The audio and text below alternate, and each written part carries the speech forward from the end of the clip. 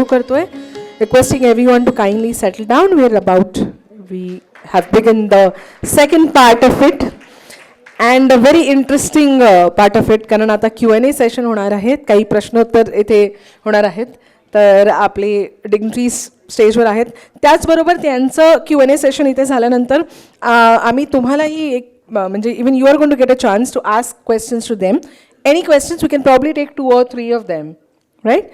We'll do that. Let's begin. So let's begin with the Q&A session. There we go.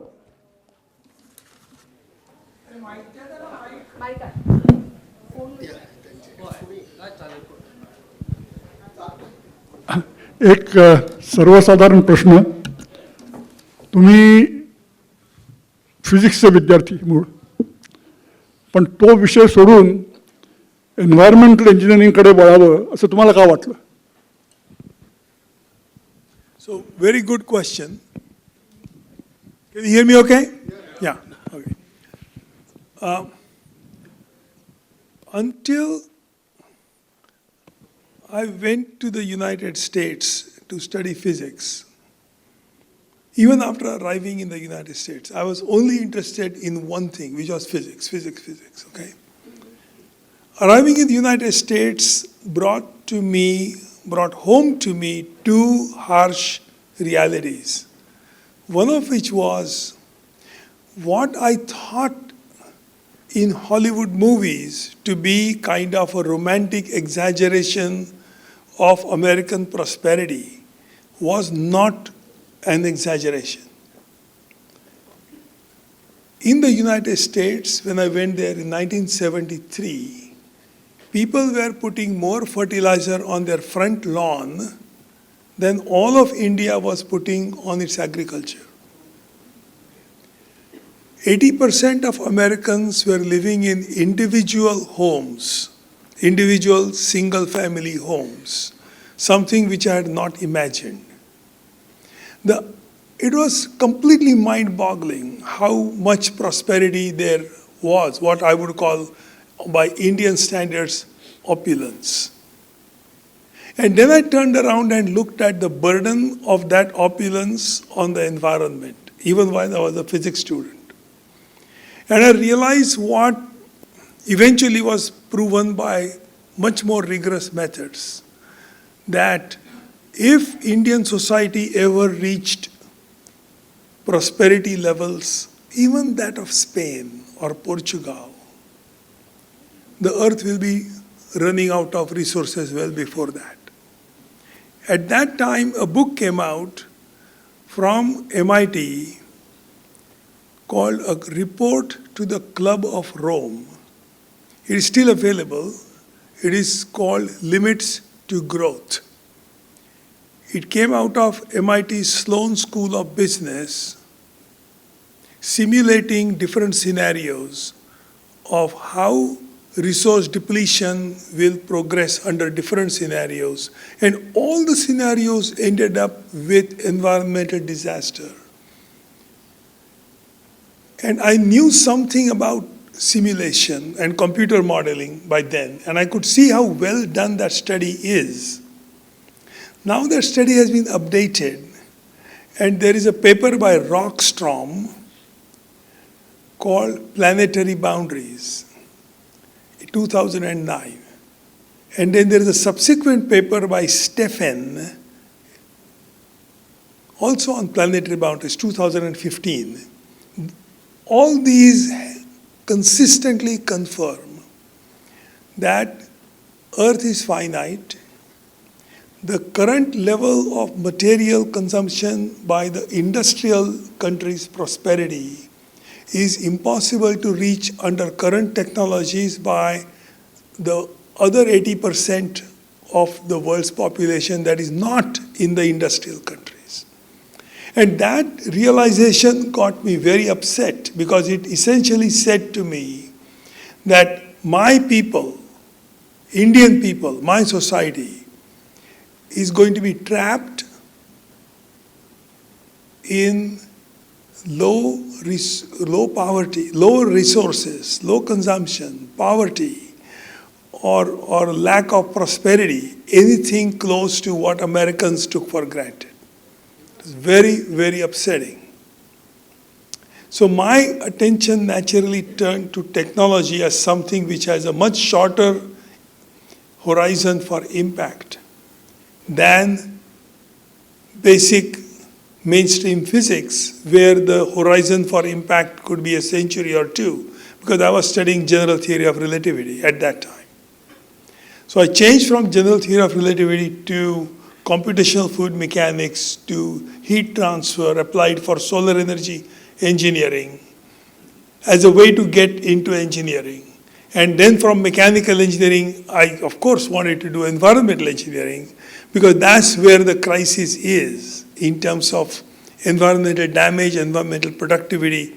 Environment is the mother in whose lap human civilizations can flourish or die, depending on whether the environment is alive and thriving or it is poisoned and dying. So this is the central thing to which I was attracted. That's how I came to environmental engineering.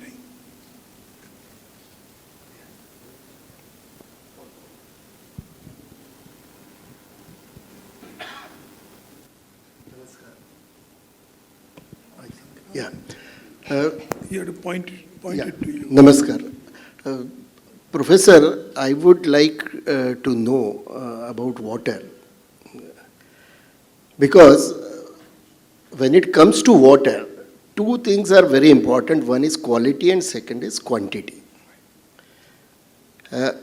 Talking about Mumbai, which is 14 million of population, 1.4 crores as we say, our requirements are huge with 135 LPCD or liters per capita per day. We require, I think, Mr. Charankar will talk about it. The quantity which is required is about 4,000 plus MLDs. And second, the quality which is over there. You have seen both the worlds. You have seen India 50 years back, 55 years back. Whatever was understanding about water at that time, and then looking at the California or in America, where the population is 1/3 of India and the area is probably 3 times of India. So talking about the resources which are available, now we are talking about the sustainable development and the resources. So how do you say that how we can meet up with these challenges? We know, I mean, those are there. But your perspective about the challenges and meeting with those. So, good question. Let me just divide it very broadly into the problem of mega cities water supply versus rural water supplies, because they are very different, as you know. And there are many, many different situations for rural and solutions as well, but let's focus on mega cities because that's a harder problem. So what I like about the approach taken in the desert cities of California. South California is naturally a desert, okay? And it has prospered only because vast amounts of water is shipped by large canals from Northern California, where I live, all the way down into Orange County and so on, where our all excess water, or even some of our essential water, is being taken to Los Angeles and so on. But there's still shortage, okay? The key is always to look for what is the cost of different ways to tap different resources for providing water to the end user or consumer. In most mega cities, 30% to 50% of the water is lost after it leaves the water treatment station. Okay? So only about, roughly speaking, half the water leaving Tansa and Vaitarna dams is reaching the tap. And that's because of underground pipes being broken. This is not true for the city of Singapore, because extraordinary management and tracking of water leakage has allowed Singapore as a one mega city in the world where water losses are in low single digits. So you don't have to discover new water. Treated good drinking quality water is being lost to broken pipes, and one doesn't invest enough in the mega cities in the world, definitely not in the third world, not in the developing world, but also in the first world. But first world cities are smaller, hinterland is larger, resources are larger. Okay? So water is life. You can't negotiate when it comes to availability of water. What you can negotiate with is how much you invest in capturing new water, how much can you negotiate in water conservation. Los Angeles discovered that conservation programs such as requiring low flow toilets for flushing, even though they are hard and they are not easy for water engineers to undertake because it's a bloody headache. You would rather pump 1 million gallons a day more than go and fix somebody's toilet flushes, right? But what can you do? You have to look at the right social levers to pull and right incentives to give for people to use smaller flush toilets, because per million liters is cheaper to have less drinking water flush toilets than burden your system with finding new water. Consistently, it is driven by economics and conservation until you come to the point where you say, fine, now I'm willing to desalinate the sea. Fortunately, we are on the coast, so if you get a modern plant to desalinate seawater, it costs in American units, American units are weird. America is behind the world in units, so the water is measured in a weird unit called acre foot. 1 acre of land under 1 foot of water, that volume is 1 acre foot, okay? 1 acre foot is very close to 1,000 cubic meters. So let's take 1,000 cubic meters. The desalination plant in San Diego, state of the art, the water cost, including amortization of capital, operations, whole thing, cost about $2,000 per acre foot of water, or per 1,000 cubic meters. So that's $2 a cubic meter. That's pretty steep. But San Diego decided that they have squeezed whatever they can do out of water conservation, out of broken pipes and fixing the toilet flushes and so on, and banning lawns in front of the homes and requiring what we call xeriscape or desert landscape in front of homes. So you have sand, you have gravel, you have cactuses growing on the gravel, but no green lawns. So you squeeze out whatever you can do by looking at how much it costs. And to do that, the water engineers have to start working with social awareness campaigns, which is not our home turf, which is not our kind of zone of outside our comfort zone, let me put it this way. But we have to do what it takes to solve those problems. So that's where we have to go. And then, of course, eventually get to using gray water for flushing the toilets. Don't flush toilets with clean, fresh drinking water, but use the gray water for flushing toilets, which turns into black water. And then that's the only one you will want to recycle. So there's a whole bunch of steps to take. That's what we can do for now, right? We'll just shift from quantity to quality. The quality issue of water is very grave, and it changes from region to region as well as from rural to cities. There could be natural causes of impurity, the causes of quality problem. I don't say impurities, but it's quality problem, or there could be man-induced quality problems. So how do you comment on this? Because it's a vast thing. Rural challenges are different. In mega cities, the challenges of quality are different. Quantity still can be managed. But what do you say about on this front? I think it's a very good question.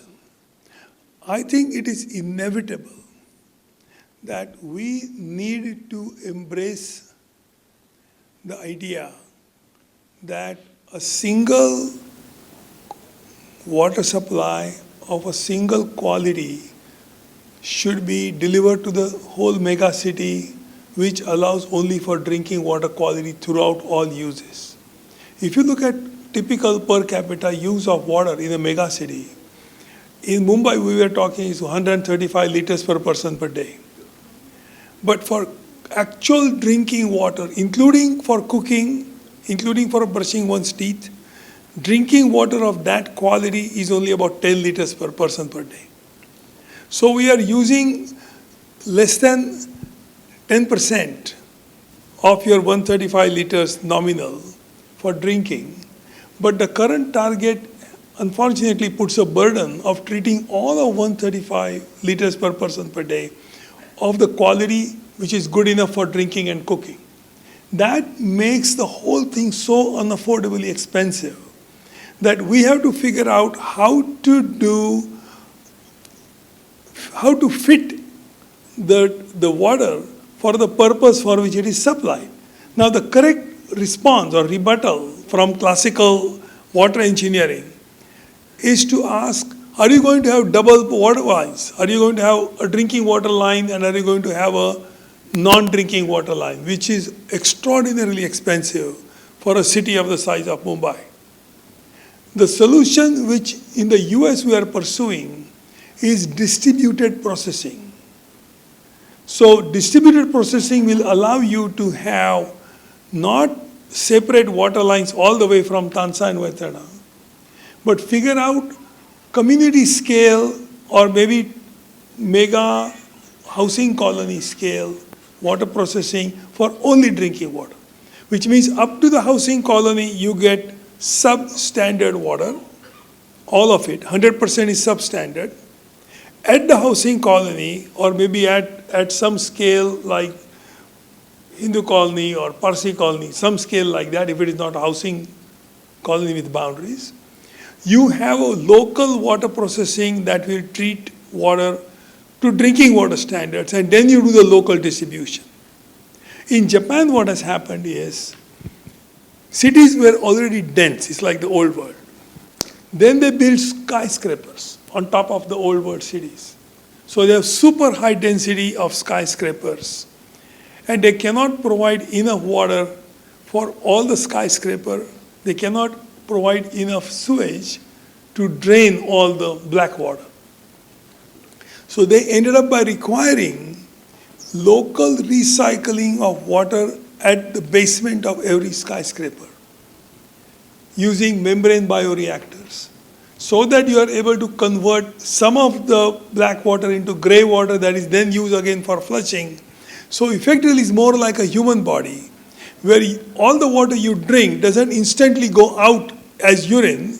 You circulate that most of the time and only use urine as a way to throw out concentrated waste, right? So the model, which was in the past a single flow model of water, good water comes in, gets used for whatever purpose, and then leaves as black water or sewage, converts into water comes in, you run it a few times, and then it goes out as a much more concentrated water that you can try to recycle. So there is no perfect solution yet, but there are options to step back and say the old way will not work. Cities are running out of water around the world, and we have to think differently.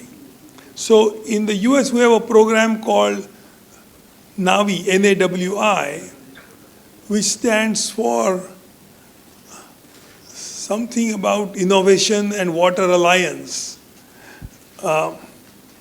with the idea that large number of researchers will come together to try to sort out how to do precision removal of precision contaminants from contaminated water that is distributed, that is based on modern understanding of technology, whether you use membrane bioreactors or electrochemistry, and hopefully avoid the problem of running out of water resources.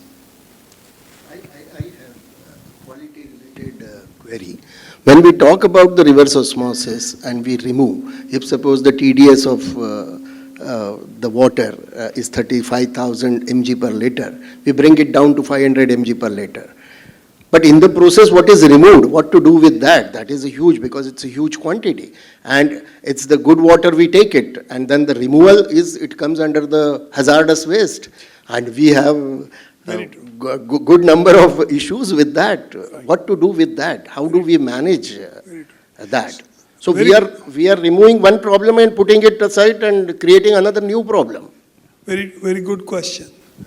If your city is coastal, then you are able to reject the concentrate brine back into the sea deep enough, far enough away from the shore and in a distributed way so that you release it under the sea bed so that it diffuses out on a distributed way so it does not harm sea life that much.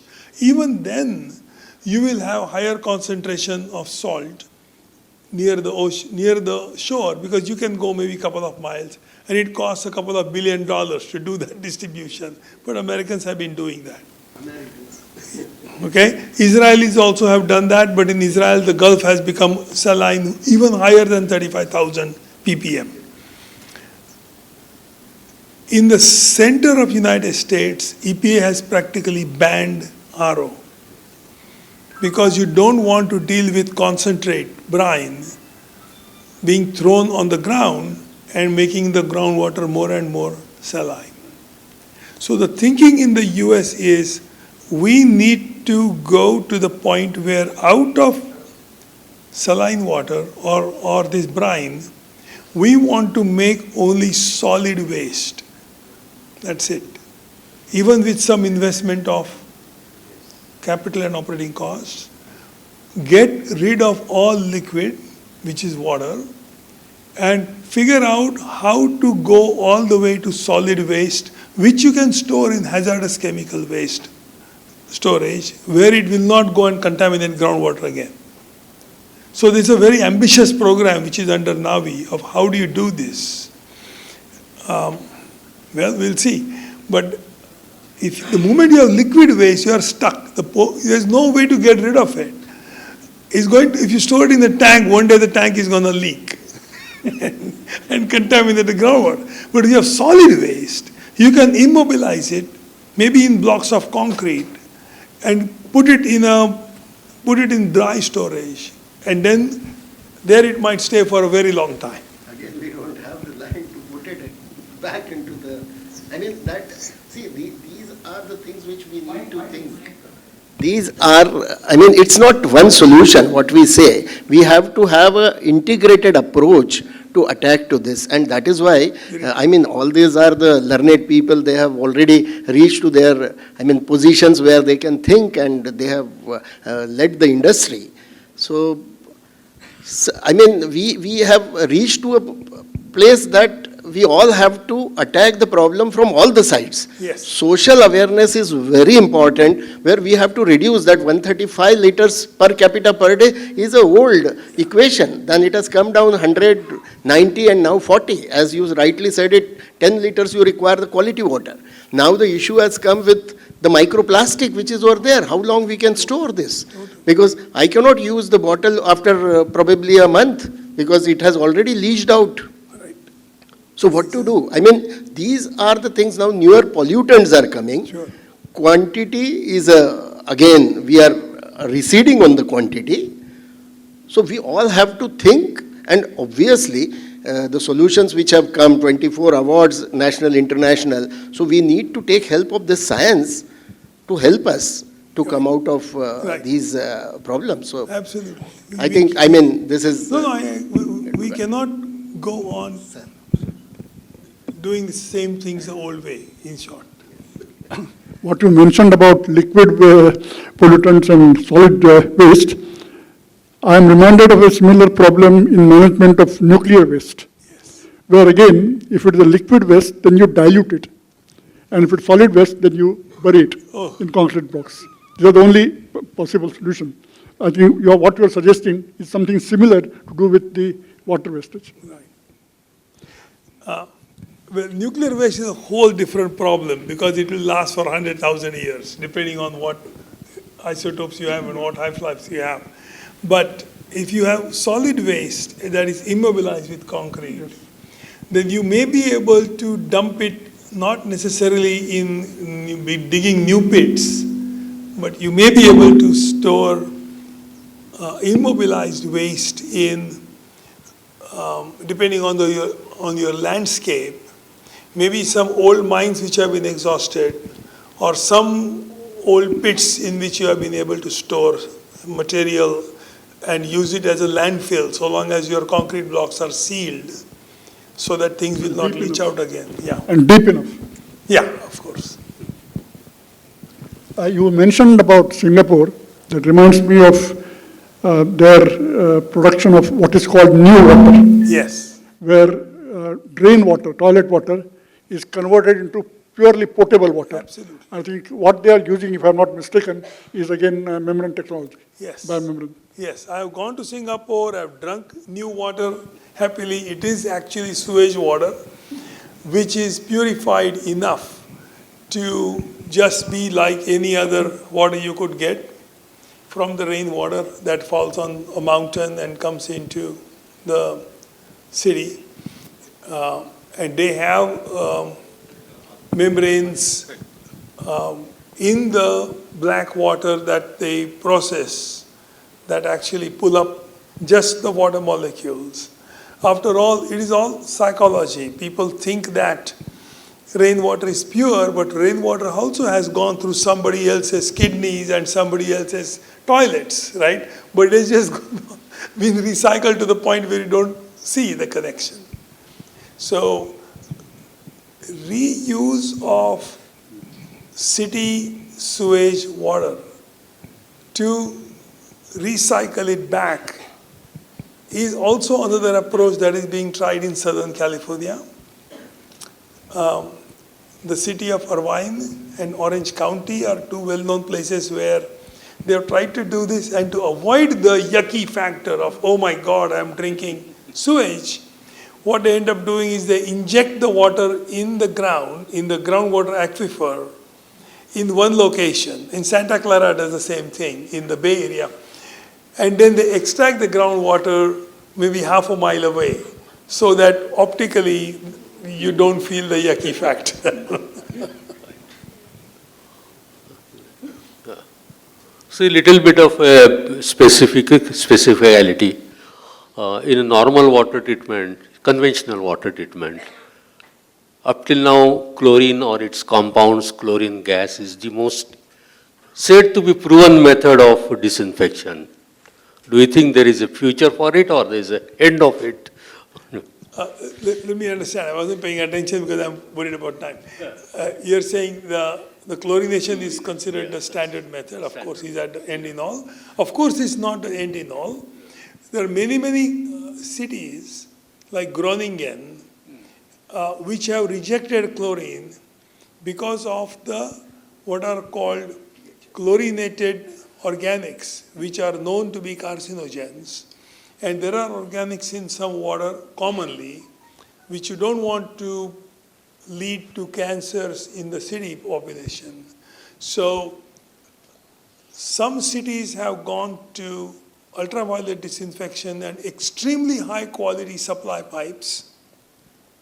Because if your high quality supply pipes are not leaking and they are always pressurized positively, then you are safe that no groundwater seepage will happen on the reverse side. And that works. And there are other ways to also purify water with reactive oxygen and other ions and so on, which can be on the distributed scale. So cold plasma, for example.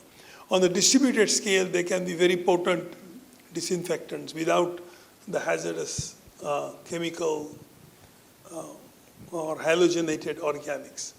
I am worried about time because I think we should take maybe 2 or 3 questions from the audience and take it from there. I just want to say that now that the school kids are gone, I was very, very impressed by the quality of their questions. They ask really, really good strategic questions about the direction of where they want to go and how to think about what to do. And I can tell you that when I was a school kid in this school, my level of understanding or my reading was not broad enough to have asked that kind of questions, to say what is strategy, what is the right way to make sure one is successful and so on. So I was taken aback by the depth of thinking behind the questions that the students asked. Over to you guys. Any questions? Yeah. Hello. Sure. Yeah, I'm Dr. Nerurkar. I work extensively in chemical industry. Okay, my question is, biggest problem in India when you make a pharma level products is a heavy metal content in water, like lead, arsenic. Is there any method to get it devoid of them? It's the biggest problem. Sure. So let me repeat your question so I make sure I understand it. How to get rid of heavy metals? How can I? How can I eliminate heavy metals Sure, at the sure. PPB, PPM level Sure, sure. for using it for a pharma products? Right. That is one. And second, from the effluent, chromium. One of the biggest problem of Ganga purification is chromium. Chromium. Okay. I know the answer to the second question. Okay. All right. So the second question is easier, how to eliminate chromium, Yeah. specifically chromate, Yeah. okay, CR6, Yeah. which is extraordinarily toxic, leads to liver cancer, Yeah. and is unregulated even in the US in a very bad way, because in the US we regulate CR3 plus CR6 together, where CR3 is actually harmless and fine Yeah, for you, yeah. and the industry gets away with much CR6 is higher a levels problem, of chromate in the water. By the way, for those of you who saw a movie called Erin Brockovich Yeah. by Soderbergh, that was about chromate contamination in a town of Hinckley in California, groundwater contamination with chromate. We know, my lab knows, or I know, that we know how to remove chromate contamination, CR6, targeted contamination, with iron electrochemistry, Okay. quite affordably, by using Fe2 released by anodic dissolution, which very, very rapidly combines or redox reaction with CR6, reduces CR6 to harmless CR3, and co-precipitates as CR3 hydroxide along with Fe3 hydroxide. By co-precipitation, we remove both, and the water becomes free and clear of chromate, very affordably. Now the earlier question, arsenic and lead, it's a whole complicated thing because they behave very differently. Yeah. I know how to remove arsenic very well, and arsenic removal plants of my design are operating in India, serving thousands of people in a financially viable way, selling groundwater, which was initially 250 parts per billion Right. arsenic, and the finished water is 3 parts per billion arsenic, even when the WHO limit is 10 parts per billion arsenic. So we can remove it well, and we can sell it at a price local people can afford of only 10 rupees for 10 liters of safe drinking water. The tragedy is that drinking water problem for rural people, even arsenic contamination, removal of arsenic contamination for rural people is not a priority in Indian society in general. And for those rural people, say in Murshidabad district in West Bengal or up in Terai region against Nepal, those people are semi-literate, They have no political power.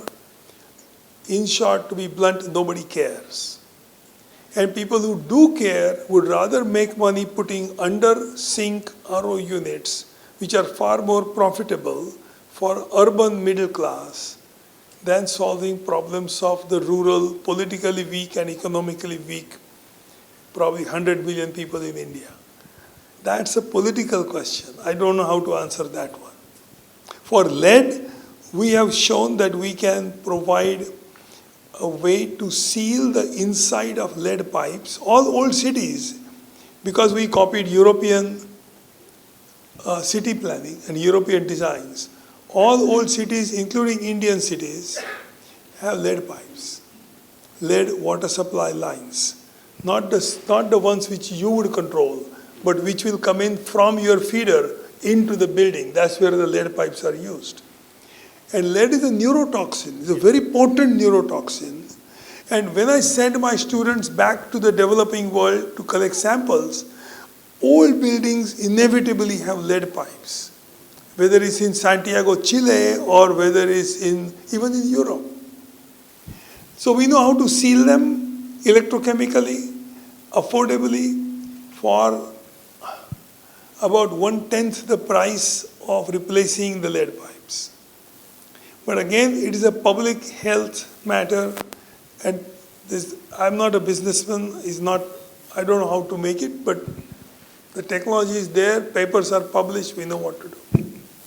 Arsenic and lead I know how to fix, but nobody's fixing it. And I published the results and I've shown a financially viable plant for arsenic. Chromate, we have success in the lab. I'm confident of success in the field. But again, it's going to take a regulatory driver. Yeah. So probably I'll try it out in United States first. Okay. Yeah.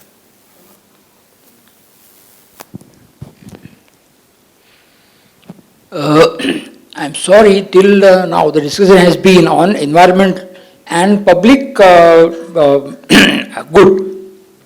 My question, while talking about your own research fields, it slipped out of your tongue probably that you started with, before you turned to environmental engineering, you were doing research on general relativity, right?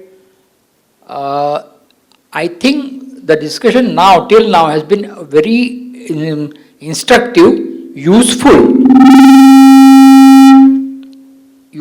instructive, and rather illuminating. I would also like you to elaborate on what you were doing in general relativity till the time you stopped doing it. Little bit of it. I know it's a very difficult subject, but I can understand from the way you are describing things, I can understand that you have a tact of making things very simple, comprehensible to all of us. So if I understand you correctly, you're asking what was I doing in general theory of relativity during the time I was getting disillusioned by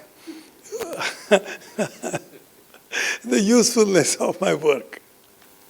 The problem which I was working on was the problem of parallel universes at the time of the Big Bang and the distribution of fundamental physics constants at the time of the Big Bang in the parallel universes. And starting from there, coming up with the distribution of what the consequences would be of the fundamental constants distributed evolving into the current universe, and what parameters will lead to insights into the origin of the universe, which was, the more time I spent on it, the more useless it seemed to me. So I just got demotivated because that was the same time that Indira Gandhi declared emergency in India, suppressed human rights, and I got hugely upset, and I didn't understand why, until some introspection led me to think that I had an assumption in my mind that so long as we have fundamental human rights and people have a voice, and we have a democratic commitment, eventually the problems of extreme poverty and problems of extremely unfair oppression of the bottom of the people in Indian society will get addressed, because everybody still has one vote. The moment you take away democracy in a poor country, hope is lost for the poor, is obvious. Then the elite rule with the iron fist. So it was kind of same fundamental motivation that got me to think about doing engineering, but this I couldn't solve anyway. But it was a kick in the pants to see how easily Indian democracy was silenced during the time of emergency. Very, very, very difficult time for me as a student.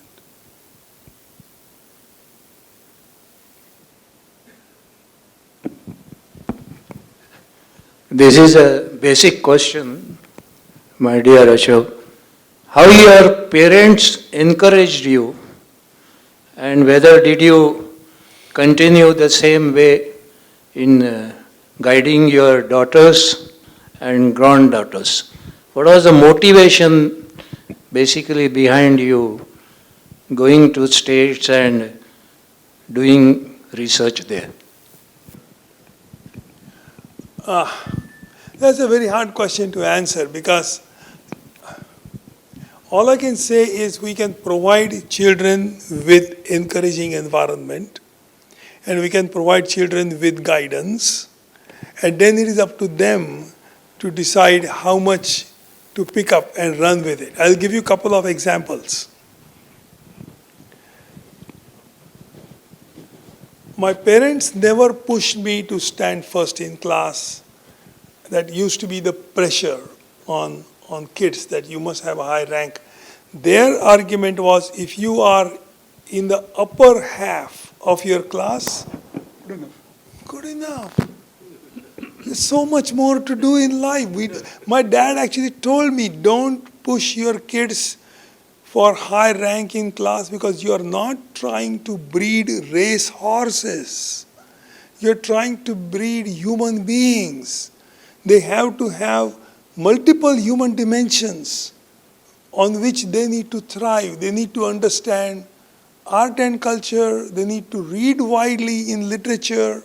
They need to understand how civilization develops and collapses. So I was reading Arnold Toynbee as a high school kid. I was reading Feynman's lectures as a high school kid. I was already way done with special theory of relativity by the time I was in the 7th grade. But that's because it made sense, okay? My dad took me to see a guru because one of his close friends was following this guru. My dad said, okay, let's go. He just cautioned me, feel free to ask any question you want, but just say you are a student of physics rather than you are a physicist. I was a high school kid, so it was fine for me. So this guru used to make diamond rings and diamond fancy watches appear out of air and give them to his favorite disciples. And he did the same in the meeting where everybody was sitting. And I raised my hand saying, any questions? I said, yeah, I got a question. I said, in physics, I'm a student of physics, and in physics we have something called conservation of mass. Not only we have something called conservation of mass, the principle of conservation of mass, and those of you who are engineering physics people will understand, is called a locally conserving mass. That means I cannot make this mass disappear here and appear there without its going through some path. So if I build a hypothetical bubble around this mass, and this mass were to disappear out of the bubble without leaving the boundary of the bubble, physics doesn't allow that. That is called local conservation. It's true for every infinitesimal volume of space that a mass cannot appear or disappear without crossing the boundary. Now, if that is true, how did you make this watch appear? So he looked at me and he said, "Bachcha hai." I got my answer. That was fine. I think we should end on that high note.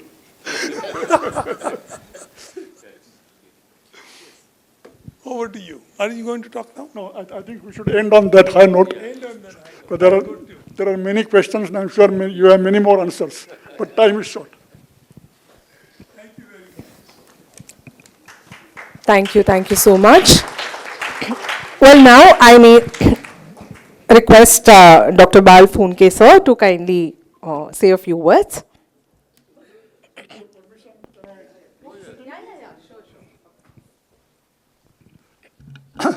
नमस्कार.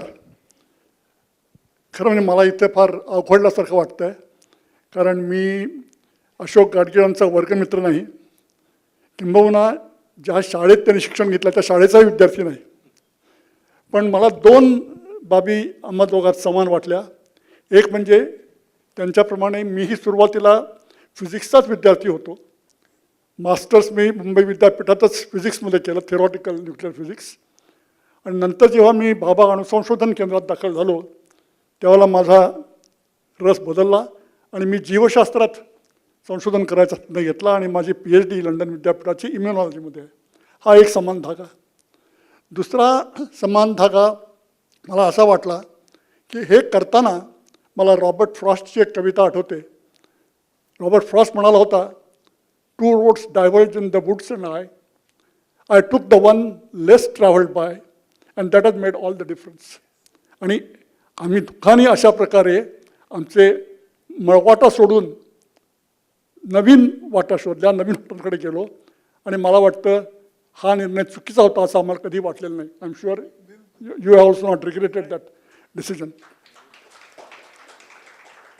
मला दुसऱ्या एका गोष्टीचा अतिशय आनंद होतोय की आज तुम्ही इथून गेल्याला 50-1 वर्ष झाली, तुम्ही शाळेतून बाहेर पडलेला त्याहूनही जास्त काळ लोटला, आणि तरीही तुमचे वर्गमित्र अजूनही तुमची आठवण काढतात. आणि ते केवळ तुम्ही सक्सेसफुल झाला म्हणून नाही, तर वर्गमित्र म्हणून काढतात. आणि हे मला वाटतं अतिशय महत्त्वाचं आहे. आणि त्या दृष्टिकोनातून आजचा हा समारंभ अतिशय हृद्य आहे. आणि या अशा समारंभात सहभागी होण्याचं भाग्य तुम्ही मला दिलं, त्याबद्दल तुम्हाला सर्वांचे आभार. आणि अशोक गाडगिळांना एक वयाचा आधार घेऊन मी आशीर्वाद देतो. Thank you very much.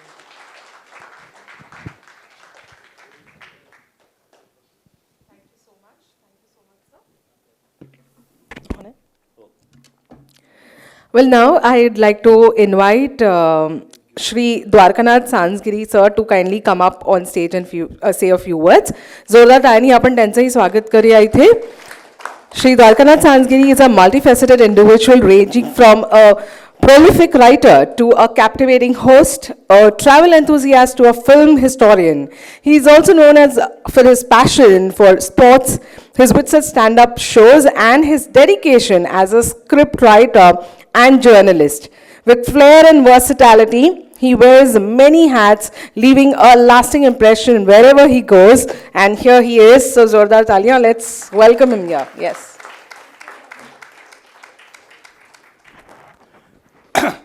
थँक्यू. चहाचा परिणाम झालेला दिसतोय, बरीच माणसं आहेत अजून.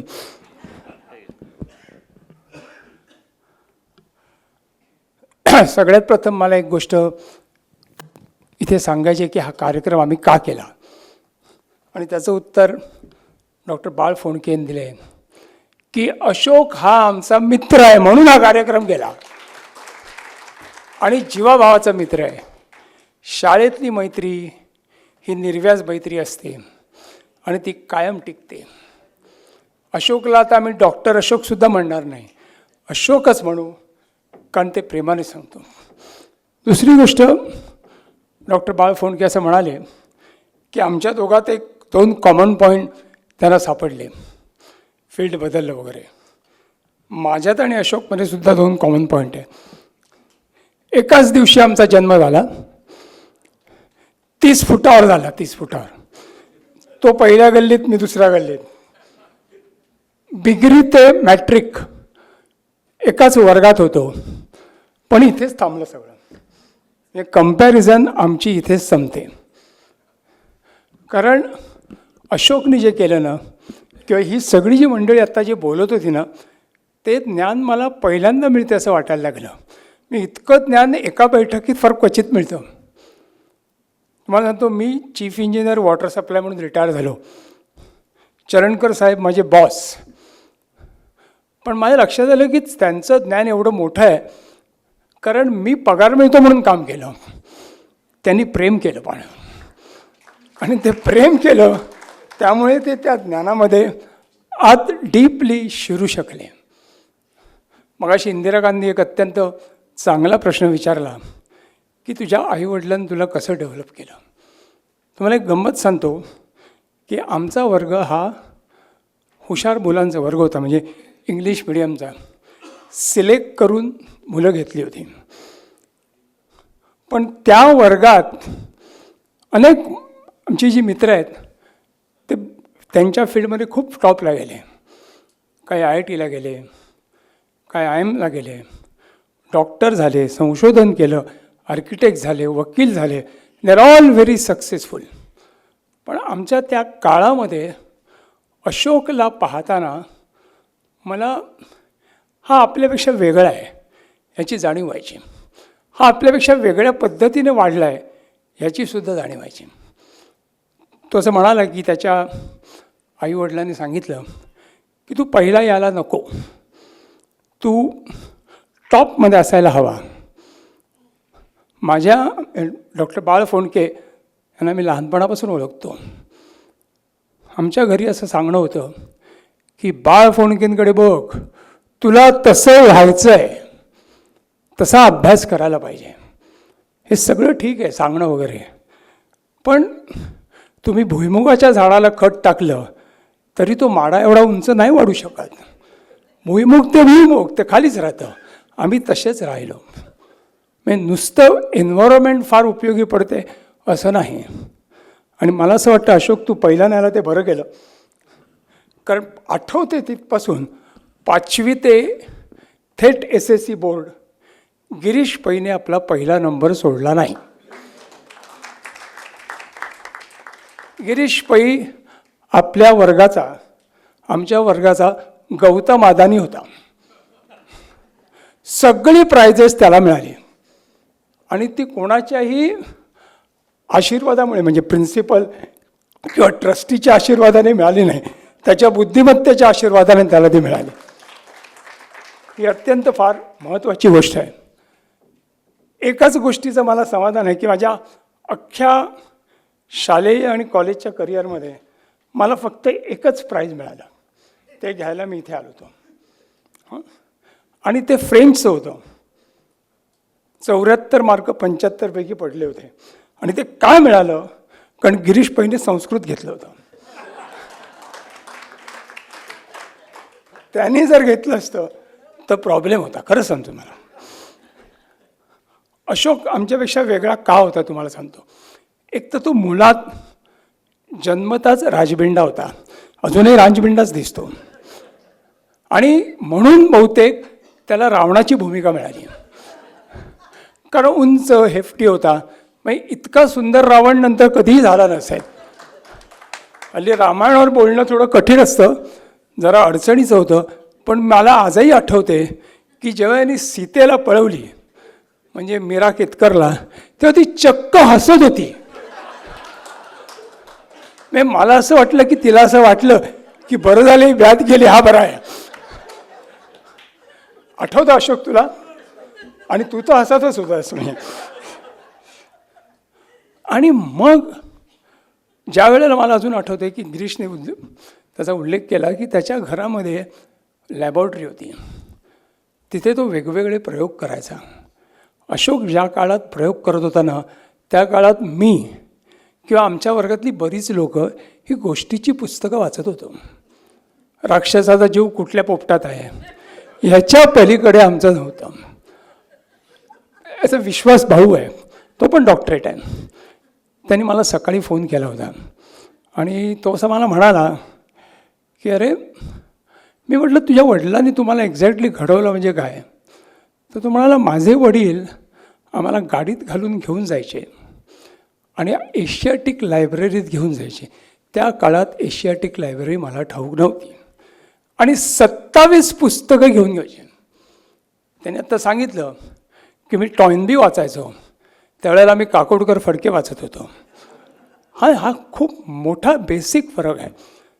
आणखीन अशोकचं वेगळेपण जाणवलं याचं कारण असं आहे की मला अजून आठवते, तुमच्यापैकी फार कमी जणांना आठवत असेल, की एकदा एका सायन्सच्या टीचरने आम्हाला काहीतरी शिकवलं. अशोकने उभं राहून सांगितलं, तुम्ही जे शिकवताय ते चुकीचं आहे. तर सरांनी त्याला सांगितलं की तुला वाटतं ना चुकीचं, उद्या तू क्लास घे. त्यांनी क्लास घेतला. ही खूप मोठी गोष्ट आहे. आणि आमचे सर पण चांगले होते, ते त्या वर्गाला येऊन बसले आणि अशोकचं कौतुक केलं. मी खरोखरच या शाळेचा, मला वाटतं आम्ही सगळे ऋणी आहोत की ही शाळा, ह्या शाळेने आमच्यावर लहानपणी खूप चांगले संस्कार केले आणि खूप भरभरून दिलं असं मी तुम्हाला सांगेन. आपल्यातल्या बऱ्याच लोकांना कल्पना नाही आहे, पण 2 किस्से फक्त सांगतो. एक, आमचे एक निकम सर होते, तुम्हाला आठवत असतील ना, ज्यांनी पार्श्वभागावर छडी खाल्ल्या त्या प्रत्येकाला निकम सर आठवत असेल. पण त्यातल्या कुणाला हे माहीत नाही आहे की निकम सरांनी एका स्वातंत्र्य सेनानीला पाठीवर घेऊन पोलिसांपासून वाचवलं होतं. सगळेजण सावरकरांबद्दल बोलतात, पण सावरकरांच्या वेळेला एक पांगळा कवी होता, सुंदर मी होणार हो मरणाने जगणार, अशी कविता त्यांनी लिहिलेली होती. गिरीश नाव सांगेल, मला वाटतं गोविंद कवी, दरेकर ना, दरेकर. ते पांगळे होते. ज्यावेळेला पोलीस त्यांच्या शोधात होते तेव्हा सर त्याला पाठीवर घेऊन पळाले आणि त्यांनी त्याला सेफ जागी नेलं. पण त्या सरांनी आम्हाला कधीही हे सांगितलं नाही. त्यावेळचे जे आमचे शिक्षक होते ते खरोखरच खूप चांगला परिणाम करणार होते. इथे गिरीश वैद्य आहे, मला गिरीशने एक सांगितलेला किस्सा आठवतो. तो कदाचित गिरीशला स्वतःला आठवतो की नाही माहीत नाही. आमच्या वर्गामध्ये त्या काळामध्ये गिरीशचं इंग्लिश सगळ्यात चांगलं होतं आणि आजही त्याचं इंग्लिश खूप चांगलं आहे. तर तो ज्यावेळेला नॅशनल ग्रीनलेस बँकमध्ये होता तर त्याच्याबरोबर जी मंडळी होती ती गोरी मंडळी होती आणि त्या गोऱ्या मंडळींनी भले गिरीश वाढला. एकदा काहीतरी एक लेटर लिहायचं होतं का रिपोर्ट लिहायचा होता. तर तो रिपोर्ट लिहिल्यानंतर एका गोऱ्या माणसाने त्याच्या रिपोर्ट म्हणजे इंग्लिशची चूक काढली. तर गिरीशने त्याला चॅलेंज दिलं आणि सांगितलं की मी लिहिलं आहे हेच बरोबर आहे. गिरीश त्या गोऱ्या माणसाला घेऊन बॉसकडे गेला. तो बॉस गोरा होता आणि त्याला सांगितलं त्याने. तेव्हा बॉसने त्या आपल्या दुसऱ्या गोऱ्याला सांगितलं की भारतीय माणसाची इंग्लिशमध्ये ग्रॅमॅटिकल मिस्टेक काढायला जाऊ नको, त्यांचं ग्रामर आपल्यापेक्षा चांगलं असतं. आणि त्यानंतर गिरीश असं मला म्हणाला, अरे पाटणकर सरांनी शिकवलं रे, चूक कशी करू आपण. हा जो भाग आहे तो अत्यंत महत्त्वाचा आहे. अशोक आज खुश झाला, मला बरं वाटलं की त्याला खूप चांगले प्रश्न विचारले गेले.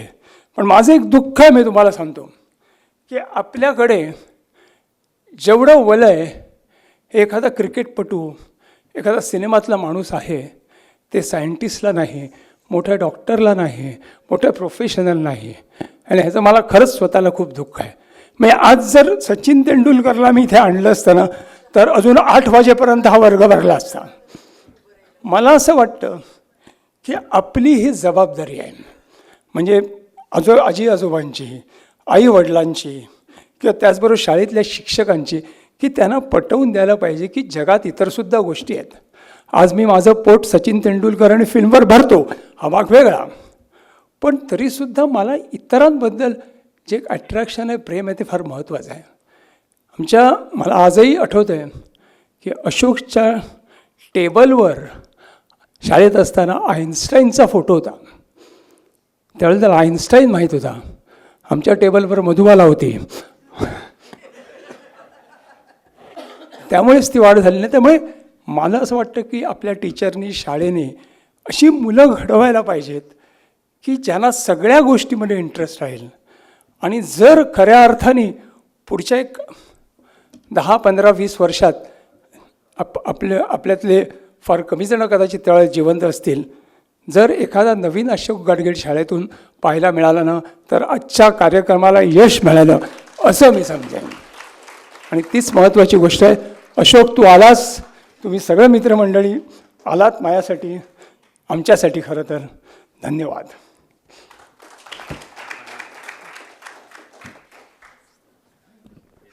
Thank you so much, sir, for your kind words. And it is, thank you once again. And yes, now it's time for the man himself, yes, to call our superhero once again. And sir, we would like to hear from you now. So please, दोन शब्द तुमचे पण इथे झाले पाहिजेत. जोरदार टाळ्यांनी आपण पुन्हा त्यांचं स्वागत करूया. आणि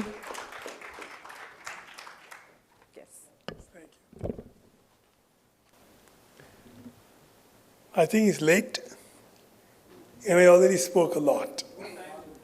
Yeah. So it might be worthwhile for me to mention here some things which kind of summarize, in short, what might be useful for you to tell your grandchildren or your students or your family. Something which I wish I had learnt, or I wish I had been told.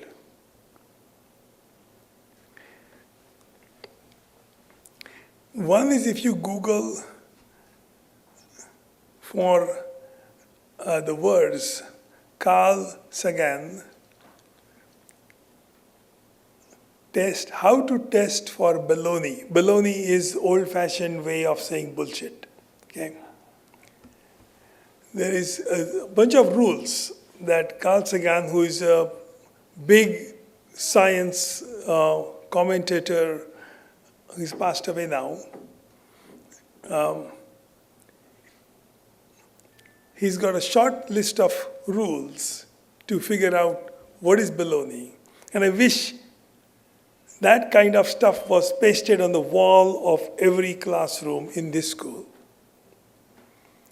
It is a very simple test, simple questions, but that allows you to differentiate between what is hokum, what is fake news, or what is gossip, versus what is going to stand the test of scientific fact or scientific truths.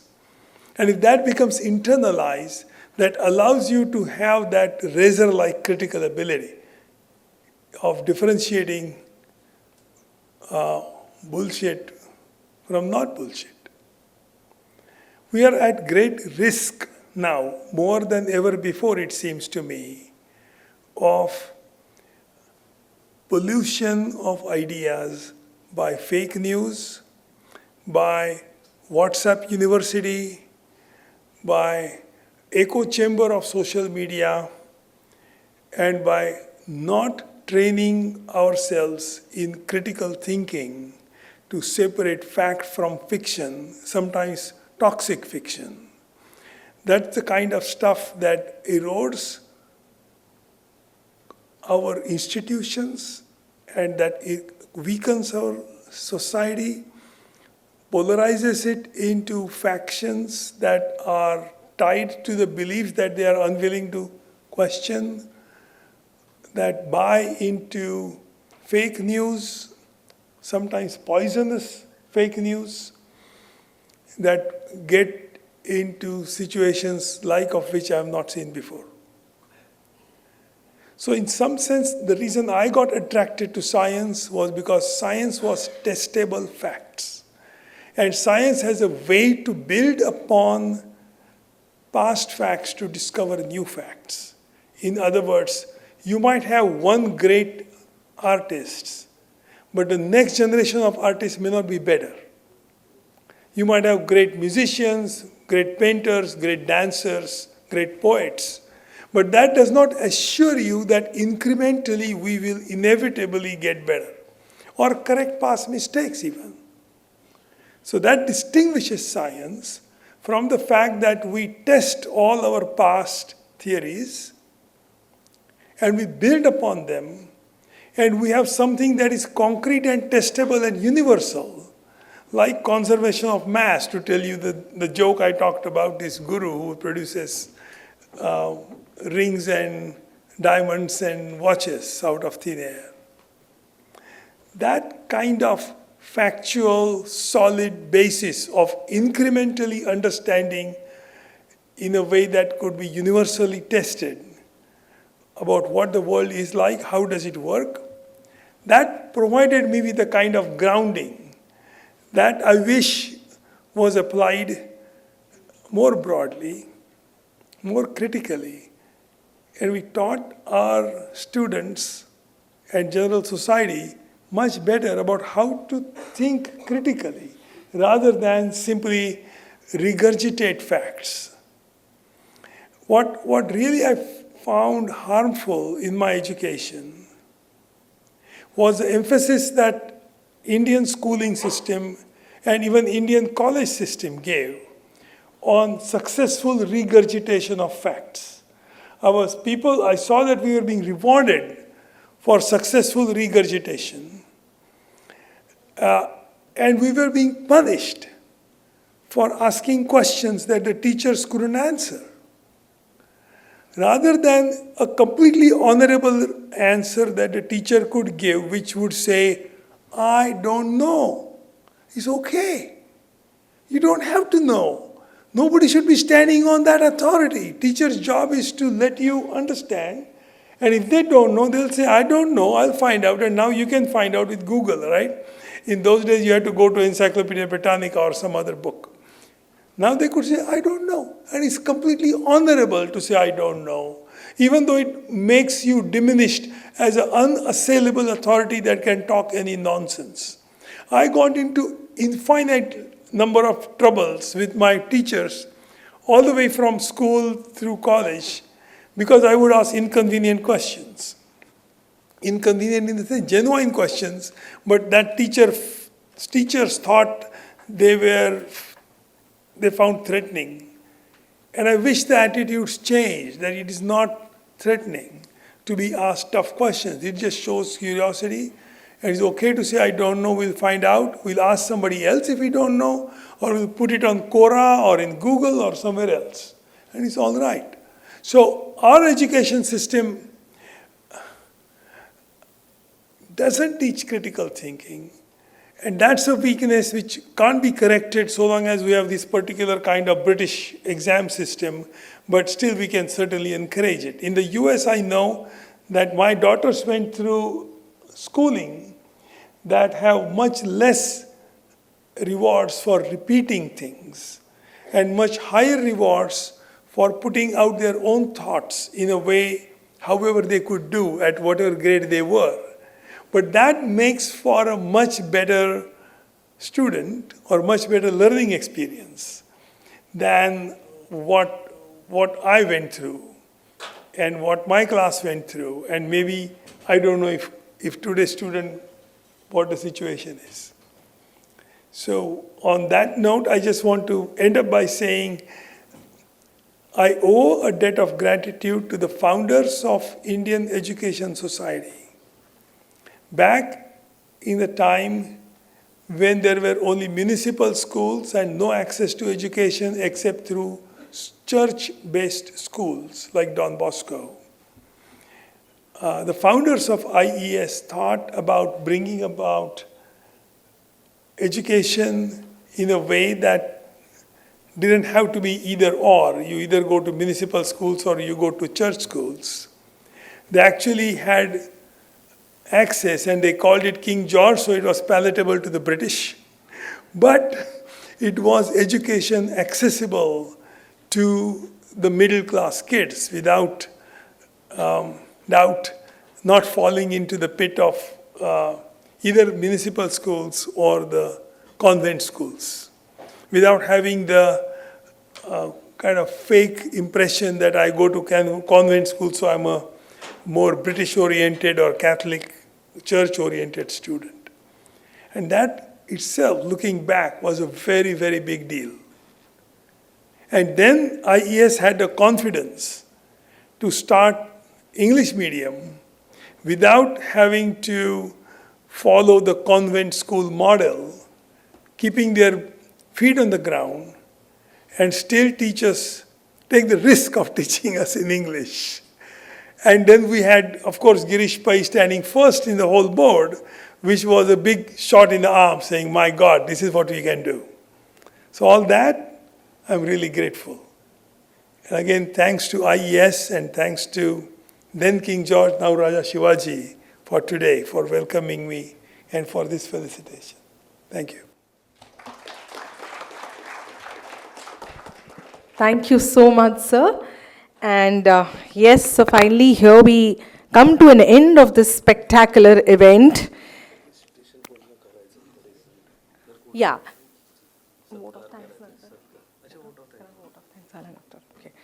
And now to render vote of thanks, I would like to invite on stage Shri Kundan Agaskar, sir, a dedicated member of the 1967 batchmates of Ashok Gadgil sirs from King George High School, now Raja Shivaji Vidyalaya, serves as the convener of this event organizing committee.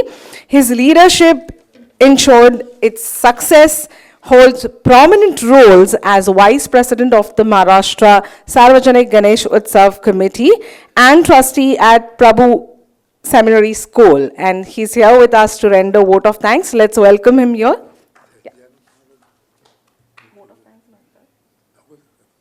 Okay. One important announcement before he renders vote of thanks. We had some of the people coming backstage and telling us that you all want to actually come on stage, click pictures and got some special gifts for him. So anybody who wants to come right now, you all can come. Anyone who wants to come, please.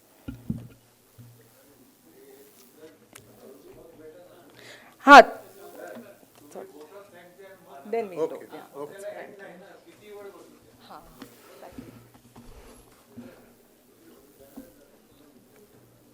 नमस्कार.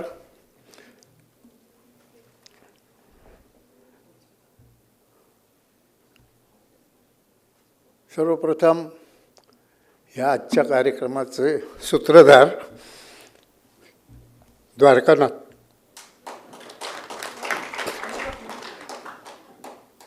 त्यांनी पहिला phone केला आणि सांगितलं असा असा कार्यक्रम आपल्याला करायचा आहे. ताबडतोब सतीश नायक शाळेचे विश्वस्त त्यांच्याशी संपर्क साधला आणि त्यांनी लगेच ग्रीन सिग्नल दिला. शाळेचं ऑडिटोरियम वगैरे वगैरे आणि संपूर्ण IESची कमिटी, गव्हर्निंग काउन्सिल त्यांचे मी आभार मानतो. नंतर आमचे गिरीश वैद्य, रमेश देवल आमचे आहेत आणि जयंत गडकरी वगैरे ह्या सगळ्या मंडळींनी सहकार्य द्यायचं सुरुवात केली. डॉक्टर रतंगडी आहेत, रत्नाकर पटवर्धन आहेत. रत्नाकर पटवर्धनांनी मोमेंटोज दिला आणि ज्यांनी या कार्यक्रमासाठी आर्थिक सहाय्य दिलं त्या सगळ्यांचे मी आभार मानतो. आणि आपण सर्वजण एवढ्या शॉर्ट नोटीसमध्ये इथे उपस्थित झालात त्याबद्दल आपल्या सर्वांचे आभार मानतो. अशोकरावांच्या सौभाग्यवती पण इथे आहेत, त्यांचं देखील आम्ही इथे स्वागत करतो आहे. आपल्या पतीच्या बाजूला बसून तुम्हाला हा सोहळा बघता नसता आला म्हणून तुम्हाला समोर बसवलं आहे. तर अशा सर्व लोकांचं मी हे करतो. त्यानंतर संस्थेचे अध्यक्ष आणि इंडियन युनियन सोसायटीच्या अचलताई यांनी देखील लास्ट मोमेंटला इथे आल्या आणि त्यांचे 2 शब्द इथे अशोकबद्दल कौतुक केलं. अशोकबद्दल आणखीन एक हे आहे. मगाशी इंद्रकांत कामत यांनी अशोकने एक प्रश्न विचारला होता की तुमच्या घरच्यांचं काय होतं हे उत्तेजन देण्यासाठी वगैरे. तर वाघबाईंनी एक पत्र दिलं आहे अशोकसाठी, ते मी एक वाचून दाखवतो.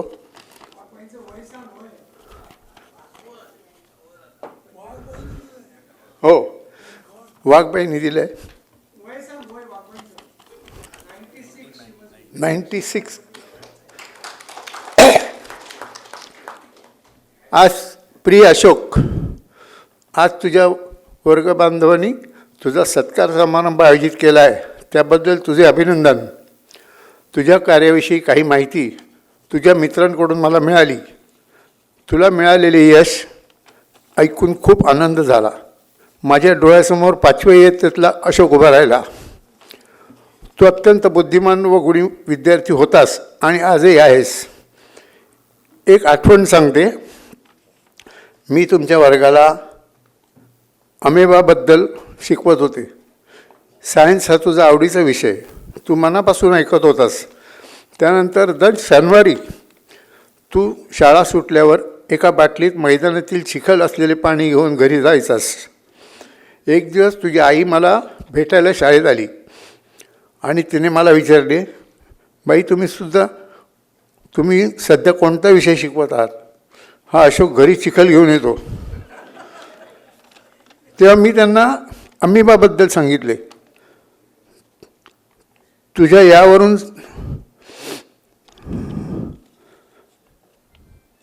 तुझी आई आणि आम्ही दोघीजण खूप हसलो. यावरून समजले की तुला तेव्हापासून काहीतरी मोठं करायचं होतं, शोध लावायचा होता. ही तुझी जिज्ञासू वृत्ती होती. तुला तुझ्या कार्याबद्दल अनेक पुरस्कार मिळाले आहेत, हे ऐकून आनंद झाला. गेल्या वर्षी तुला अमेरिकेच्या प्रेसिडेंटकडून उत्कृष्ट सायंटिस्ट म्हणून पुरस्कार मिळाला व तुझा गौरव झाला. याबद्दल मला अभिमान वाटतो. असाच यशस्वी होत राहा. तुझ्या कार्याला यश मिळत राहो ही परमेश्वराकडे प्रार्थना करते. तुझे मनापासून अभिनंदन करते. अनेक आशीर्वाद व खूप खूप शुभेच्छा. तुमच्या सर्वांच्या वाघबाई. हे पत्र मी अशोकरावांना देतोय.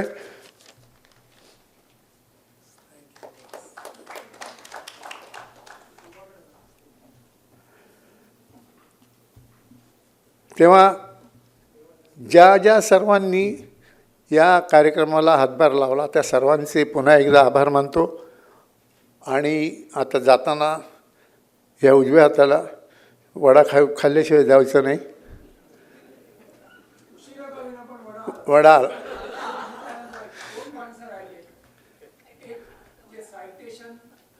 हां, सायटेशनची कॉपी नाही आहे माझ्याकडे.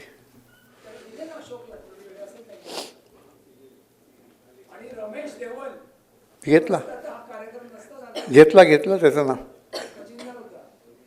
शंतनू जोशी हे जे इव्हेंट करणारे आहेत, शंतनू जोशी आणि त्यांची टीम, त्यांचे देखील आभार. आणि रमेश देवल इथे आहेत बसलेले. आणि त्यांना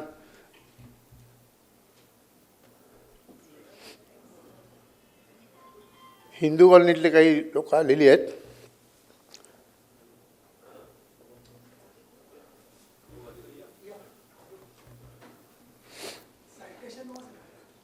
का माझ्याकडे नाही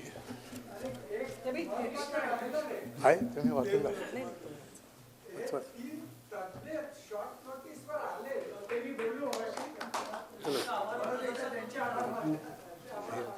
हे वर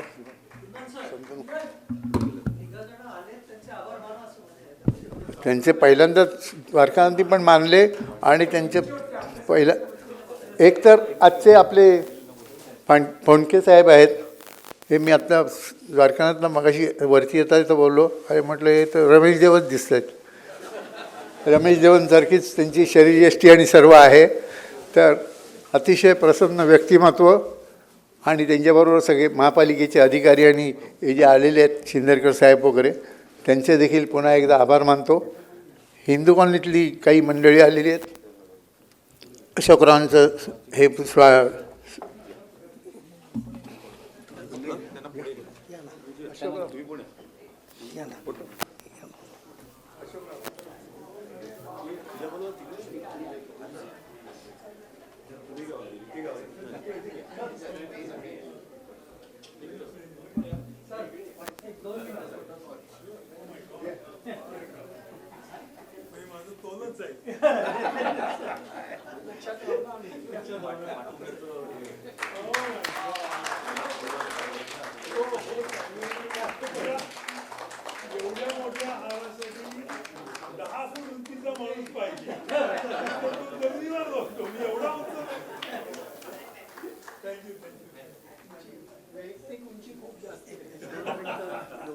ते वाचून दाखवतो सायंटिस्ट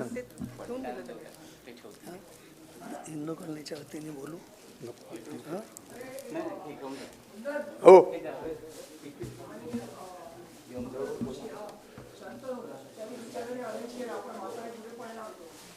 केलं ना नाव घेतलं. घेतलं ना शंतनू. धन्यवाद. वडा खाऊन जा.